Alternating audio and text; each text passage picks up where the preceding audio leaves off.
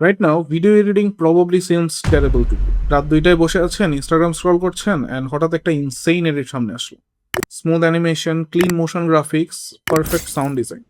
দেখে মাথার মধ্যে একটা চিন্তা আসে, এইটা কি আমি করতে পারবো? সো নেক্সট ডে আপনি প্রিমিয়ার প্রো ডাউনলোড করলেন, অ্যান্ড সফটওয়্যার ওপেন করার পর ইনস্ট্যান্টলি ওভারওয়েলড হয়ে গেল। এত বাটন কেন, এত প্যানেল কেন, টাইমলাইনটা এত কনফিউজিং কেন? তারপর আপনি ইউটিউবে গেলেন, how to learn video editing. আর তখনই শুরু হয় আসল নাইটমেয়ার।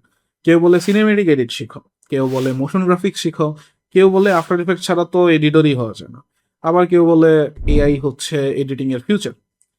কেউ ডকুমেন্টারি স্টাইল বানাচ্ছে, কেউ রিলস বানাচ্ছে, কেউ আবার ট্রানজিশন প্যাক বিক্রি করছে। আর অনলাইনে মলম বিক্রেতা তো আছেই। অ্যান্ড আপনি বসে ভাবছেন, আমি তাহলে কোনটা শিখব?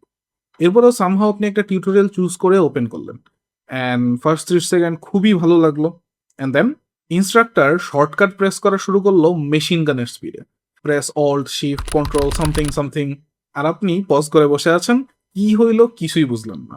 এরপর আরেকটা টিউটোরিয়াল, এরপর আরেকটা, এরপর আরেকটা, and this goes for ever. দিনের পর দিন, সপ্তাহের পর সপ্তাহ যাচ্ছে, কিন্তু একটা ডিসেন্ট এডিট বানাতে পারছেন না। অ্যান্ড স্লোলি আপনি নিজের উপর ডাউট করা শুরু করলেন, হয়তো এডিটিং আমার জন্য না, হয়তো আমি ক্রিয়েটিভ না, হয়তো সবাই পারে আমি ছাড়া। But here's the thing, problem actually আপনি না।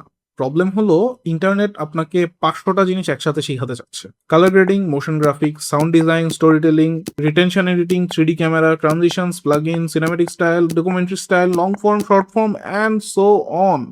একজন বিগিনারের এত কিছু একসাথে দেখা মানে তার মাথার মধ্যে পিওর কেওস তৈরি করা। অ্যান্ড এই জায়গায় most of the beginner quit করে। কারণ বাইরে থেকে একটা এডিটিং দেখতে যতটা এক্সাইটিং, ওটা শিখার প্রসেসটা অ্যাকচুয়ালি ততটাই ফ্রাস্ট্রেটিং। বাট কেউই এই পার্ট নিয়ে কথা বলে না, সবাই ফাইনাল রেজাল্টটা দেখায়।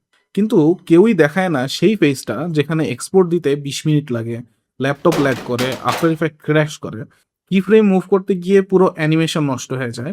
টিউটোরিয়াল ফলো করে এডিট করা যায়, কিন্তু ব্ল্যাঙ্ক টাইমলাইন সামনে আসলে মাথা কাজ করে না। This phase is real, and if you're going through it right now, you're not behind.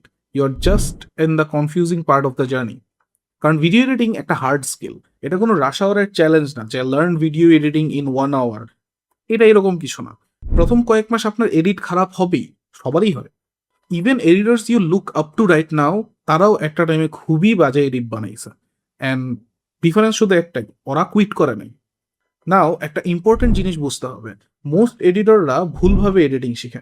ওরা শুরুতেই মাস্টারপিস বানানোর চেষ্টা করে। That's a mistake. আপনার প্রথম গোল ভাইরাল এডিট বানানো না।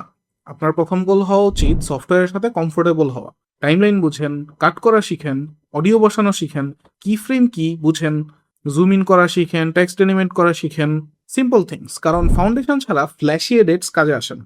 তারপর আসি দ্বিতীয় ফেজে, অ্যান্ড এই ফেজটা আপনাকে খুবই ফাস্ট ইমপ্রুভ করাবে। and that is copying.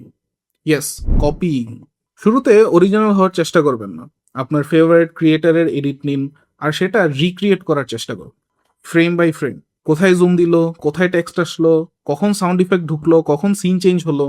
Suddenly আপনি বোঝা শুরু করবেন, নোটিস করা শুরু করবেন যে এটা ম্যাজিক না, it's just couple of patterns. যখন আপনি এনাফ প্যাটার্নস দেখা শুরু করবেন, নোটিস করা শুরু করবেন, আপনার ব্রেন অটোমেটিকলি বুঝে যাবে যে এই এডিটটা কেন করা হচ্ছে অ্যান্ড কিভাবে করা হচ্ছে। অ্যান্ড তারপর আসে সবচেয়ে ইম্পর্টেন্ট স্কিল, রিটেনশন।